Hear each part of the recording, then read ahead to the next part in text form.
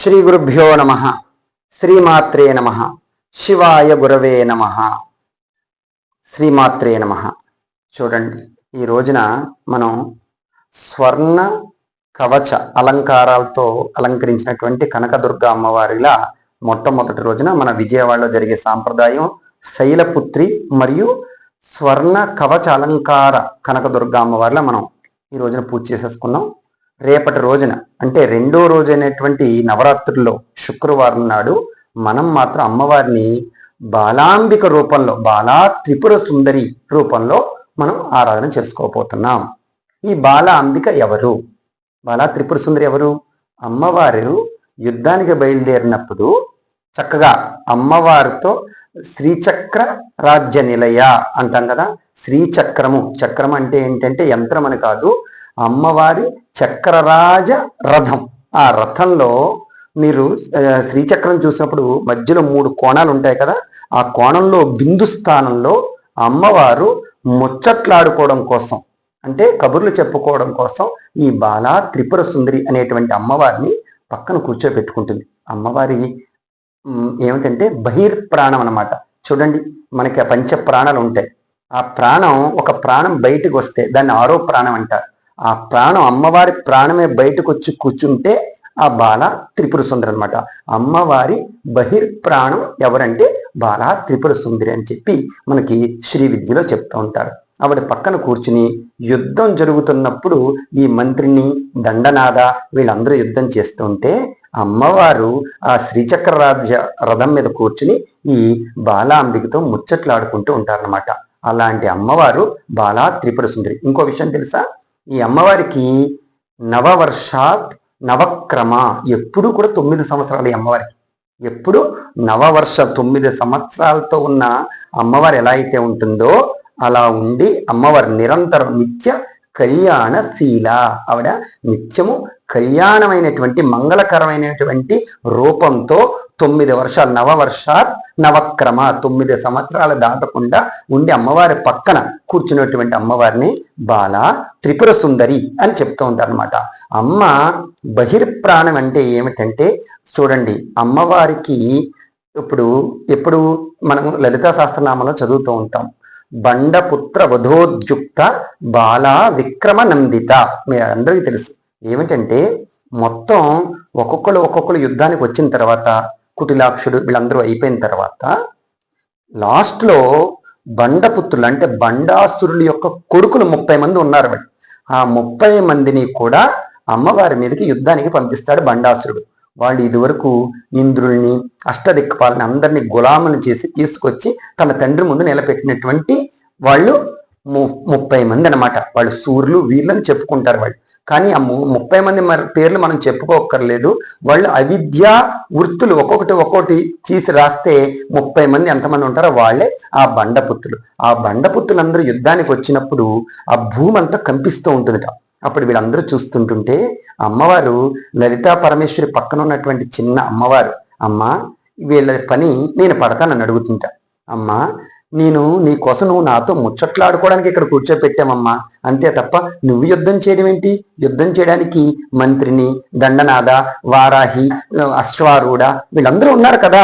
మనకు బోడంత మంది, కోటి భిరావృత, కోటి మంది సైనికులు ఉన్నారు. నువ్వు యుద్ధానికి వెళ్ళడం ఏంటమ్మా? నిన్ను యుద్ధానికి పంపడానికి నేను నీకేమీ కూడా సిద్ధం చేయలేదు అని చెప్పి అడుగుతుందనమాట. అప్పుడు అమ్మవారు అడగగానే, పిల్లలు ఆడుకుంటానంటే పంపరా? తల్లిదండ్రులు పంపుతారు కదా. నేను ఈ యుద్ధ క్రీడ చేస్తాను, నన్ను పంపించు అని చెప్పి బలవంతం పెడుతుంది అమ్మవారిని. ఇంకా ఆ చిన్న పిల్ల బాలాంబిక రూపంలో ఉన్నటువంటి అమ్మవారి మారాన్ని చూడండి. పిల్లలు నాకు ఆ వస్తువు ఇప్పిస్తే గానీ ఊరుకోని నేను మారం చేస్తూ ఉంటారు. అలా నేను ఈ యుద్ధ క్రీడ చేస్తాను అని చెప్పి మారం చేయడం వల్ల అమ్మ ఇంకా లలితా పరమేశ్వరి చేయదగింది ఏమీ లేక అప్పుడు తన కవచం నుంచే ఒక కవచాన్ని తీసిస్తుంది. దాన్ని మళ్ళీ తర్వాత తన ఆయుధాల నుంచి ఒక ఆయుధాన్ని తీసిస్తుంది. తర్వాత తన రథం, అమ్మవారి శ్రీచక్ర రథం నుంచే ఇంకొక రథాన్ని తీసి బాలాంబెక్కిస్తుంది. ఆ రథం పేరు కర్ణి రథం అంటారు. ఆ కర్ణి రథం అంటే ఆ రథాన్ని చూడండి, మీరు ఏనుగులు లాగడం, గుర్రాలు లాగడం, ఇంకా రకరకాలైనటువంటి జంతువులు లాగడం చూశారు. కానీ ఈ అమ్మవారి రథాన్ని 100 హంసలు లాగుతూ ఉంటాయి. హంస అంటే ఏంటో తెలుసా? శ్వాస. సంస్కృతంలో హంస అంటే శ్వాస, ఉచ్ఛ్వాస నిశ్వాసంతో వచ్చేటువంటి శ్వాసనే హంస అంటారనమాట సంస్కృతంలో. అలాంటి 100 హంసలతో తయారు చేసినటువంటి ఒక రథాన్ని, కర్ణీ రథం అనేటువంటి ఒక రథాన్ని తయారు చేసి ఇచ్చింది. వెంటనే తన కవచం నుంచి ఒక కవచాన్ని తీసి ఇచ్చింది అమ్మ. అప్పుడు ఆ అమ్మవారి కవచం అవన్నీ పట్టుకుని శ్రీచక్ర మేరు నుంచి కిందకి దిగుతూ ఉంటుంటే చకచకమని ఇంకా మిగిలిన అంగదేవతలు, ప్రత్యయ దేవతలు, తిథినిత్యా దేవతలు వీళ్ళందరూ ఉన్నారు కదా, వాళ్ళందరూ ఒక్కసారిగా లేచి నిల్చుంటారు. ఎందుకంటే బాలాంబిక అంటే సామాన్యం కాదు, లలితాంబ ఎంతో అంత. చూడండి, మనం నామాలు చదివేటప్పుడు లలితా పరాభట్టారిక అంటాను నేను చదివేటప్పుడు చాలాసార్లు వినుంటారు లలితా పరాభట్టారిక. కానీ ఇక్కడ బాలా పరాభట్టారిక, మళ్ళీ భట్టారికి అన్న మాట ఈ లలితాంబ, ఈ బాలాంబకి తప్ప ఇంకెక్కడా కనపడదు మనకి. ఎందుకంటే అమ్మకి ఎంత గౌరవం, ఈవిడ యువరాణి, అమ్మకి ఎంత గౌరవం ఇవ్వాలో అంత గౌరవం కూడా ఈ బాలాంబకి ఇవ్వాలి. అందుకని ఈ తిథిన నిత్యాదేవత కామేశ్వరి, భగమాలిని, నిత్యక్లిన్న వీళ్ళందరూ కూడా లేచి నుంచుంటారు అనమాట. లేచి నుంచుంటే ఆవిడ చకచక మేరు నుంచి టకటకటకమని ఇలా మెట్లు దిగి వస్తుంటుంటే వీళ్ళందరూ లేచి వచ్చేస్తారట. వచ్చేసేసరికి వెంటనే అక్కడ యుద్ధం చేస్తున్నటువంటి మంత్రిని, దండనాథ, వారాహి మంత్రిని వీళ్ళందరూ కూడా వెనక్కి పరిగెత్తుకొచ్చి, అమ్మ మేము ఏమైనా అజాగ్రత్త చేసామా, అమ్మకి ఏమైనా కోపం వచ్చిందా, నువ్వు యుద్ధానికి రావడం ఏంటమ్మా, నువ్వు అమ్మతో ముచ్చట్లు ఆడుకోవడానికి అక్కడ కూర్చోపెట్టావు, నువ్వు అక్కడ ముచ్చట్లు ఆడుకుంటూ ఉండాలి తప్ప నువ్వు యుద్ధం చేయడం అంటమ్మా, నువ్వు చిన్న పిల్లవని చెప్తారు. కానీ నేను యుద్ధం చేస్తాను, నేను ఆడుకోవాలి. ఈవిడ మంకు పట్టు చూసి వాళ్ళందరూ ఏమీ చేయలేక ఈ వారాహి మంత్రిని వీళ్ళిద్దరూ కూడా మనందరం అమ్మవారికి ఈ చిన్నపిల్లకి చుట్టూ ఉండి చక్కగా కాపాడుకుంటూ ఉందాం. ఆ వచ్చిన బండపుత్రులతో మనమే యుద్ధం చేసేద్దాం, ఈ అమ్మని అలాగ రక్షించుకుందాం మనం అని చెప్పి అచ్చు శ్రీచక్రానికి ఎలాగైతే రథం కదిలిందో, భజే శ్రీచక్ర మధ్యస్థాం దక్షిణ ఉత్తరయోర్సదా శ్యామ వార్తాళి సంసేవ్యాం అని మనం చదువుకుంటున్నాం కదా, అలాగ చక్కగా మధ్యలో బాలా త్రిపురాంబిక వారి కర్ణీ రథం నడుస్తూ ఉంటుంటే ఈ పక్కన మంత్రినీ దేవి, ఈ పక్కన దండనాయక అయినటువంటి వారాహిదేవి రథం, ముందు అశ్వారుడ, వెనకాలేమో ఈ సంపత్కరీదేవి ఇలా నడుస్తూ అమ్మవారికి ఒక రక్షణ కవచంలా ఏర్పడి ముందుకు వెళుతూ అంటారు. అక్కడికి వెళ్ళేసరికి కానీ అమ్మ ఒక్క బాణం తీసింది. అది అర్ధచంద్రాకారంలో ఉన్న ఒక బాణాన్ని తీసి బాలా త్రిపుర సుందరి వీళ్ళందరికన్నా ముందే ఆ బాణాన్ని ప్రయోగించింది.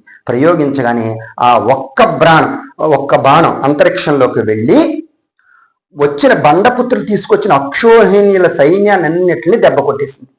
ఇంకా అమ్మ యొక్క యుద్ధ పరంపర చూసి ఈ మంత్రిని, దండనాథ వీళ్ళందరూ కూడా ఇలా ప్రేక్షకుల్లో నించోబడిపోయారు. ఇంకేం చూస్తారు వీళ్ళు, లీలా ఆడుతూ ఉంటారు. అందుకని ఆడుతున్నప్పుడు వీళ్ళందరూ ప్రేక్షకులు, ఈవిడేం యుద్ధం చేస్తున్నారు అనుకున్నా, ఈవిడేంటి ఒక్క బాణంతో బండ సైన్యాలను అందరినీ బండపుత్రులు తెచ్చుకున్న సైన్యాన్ని మొత్తం చంపేసింది ఈవిడ. ఇంకా మనం చూస్తూ ఉండడం తప్ప ఇంకేం చేయగలుగుతాం, ఈవిడ యుద్ధ పరంపర అంత బాగుందని చూస్తూ ఉంటే అప్పుడు చక్కగా ఈ బాలాంబిక ఇంకొక బాణాన్ని తీసి సంధించగానే ఆ 30 మంది బండపుత్రులకి ఆవిడేసిన ఒక్కొక్క బాణం కూడా ఒక్కొక్క బాలాంబిక. చూడండి, మనం అంతరిక్షంలో ఉన్న సూర్యుని చూస్తే ఎవరికి ఆ సూర్యుడే, నాకొక సూర్యుడు కనపడతాడు, మీకొక సూర్యుడు కనపడదు. ఒక్క సూర్యుడు తాను ప్రతి వారికి ఒక్కొక్కడై తోచి విధంగా అందరికీ కూడా ఆ 30 మందికి కూడా ఒక్కొక్క బాలాంబిక కనపడుతోందిట. కానీ అక్కడ ఉన్నదే ఒకటే, 30 మంది బాలాంబికల్లా కనపడిందిట. ఒక్క బాణం ప్రయోగించగానే ఆ బాణం వెళ్ళి ఆ బండపుత్రులు మొత్తం 30 మందిని తుడిచిపెట్టేసి సంహరించేసిందిట. ఇంకా చూసుకోండి, ఈ మంత్రిని, దండనాథ వీళ్ళందరూ వచ్చి ఈ బాలాంబికను చక్కగా ఆవిడ భుజాల మీద ఎక్కించుకుని ఊరేగించుకుంటూ అమ్మ దగ్గర తీసుకొచ్చారట. అప్పుడు మనం లలితా సహస్రనామంలో ఒక నామం ఉంటుంది, చక్కని నామం. ఏమిటి? బండపుత్ర వధోద్యుక్త బాల విక్రమిత అని చదివేసిన తర్వాత బండపుత్రుల్ని వధించిన బాలాంబికను చూసి హర్షించిన లలితాంబ. అది కూతురు చేసినటువంటి ఘనకార్యం చేసి సంతోషించిన లలితాంబ. ఇలాంటి బాలాంబిక రూపంలో ఉన్న అమ్మవారిని మనం ఆరాధన చేయడం వల్ల ఏమి జరుగుతుందో తెలుసా? మనం చేసేటువంటి పని త్వరితగతిన వేగంగా. ఎందుకంటే బాలాంబిక అంగదేవత ఎవరో తెలుసా? అశ్వారూఢాంబ. ఆవిడేంటి? అశ్వం అంటే మీకు తెలుసు, వేగం. మనం చేసేటి పని అతి వేగంగా వెళ్ళి మనం ఒక ఫలితాన్ని శీఘ్రంగా ఇవ్వడానికి బాలా మంత్రం. ఎందుకంటే బాలా ఉపాసన చూడండి, అన్ని మనకున్న సాంప్రదాయాలన్నింటిలోనూ కూడా బాలా ఉపాసన ఉంటుంది. బాల అంటే చిన్న పిల్ల. చూడండి, ఇప్పుడు మనకున్న సాంప్రదాయాలు ఏముంటాయి? శైవ సాంప్రదాయం, వైష్ణవ సాంప్రదాయం, శాక్తాయనం. అమ్మవారిని మనం ప్రకృతి రూపంలో, మాతృ రూపంలో కొలిచేటువంటి సాంప్రదాయాలు 3 ఉంటాయి. ఈ 3 రూపాల్లో కూడా బాలా రూపంలో ఆరాధన చేసేటువంటి తత్వం ఉంది మనకి. చూడండి, శివ ఉపాసన. శివ ఉపాసనలో బాల శివుడు ఎవరో తెలుసా? ఆయనే బాలసుబ్రహ్మణ్యం. ఆయనేం మామూలు కాదు, పిడుగు ఆయన. అందుకని చూడండి, బాల శివుడు రూపం కలిస్తే బాలసుబ్రహ్మణ్యం. ఆ కుమారస్వామిని పట్టుకున్నామంటే ఎన్ని పనులు చేస్తాడు ఆయన చక్కగా. అది కాకుండా విష్ణు సాంప్రదాయంలోకి వెళ్ళాం. అక్కడ బాలకృష్ణుడు, మాకు ఉడిపిలోనే ఉన్నాడు ఇక్కడ బాలకృష్ణుడు. ఆయన ఒక్కడిని పట్టుకుని తరించి మోక్షం పొందిన వాళ్ళు కొన్ని కోట్ల మంది ఉన్నారు. బాలకృష్ణ ఉపాసన.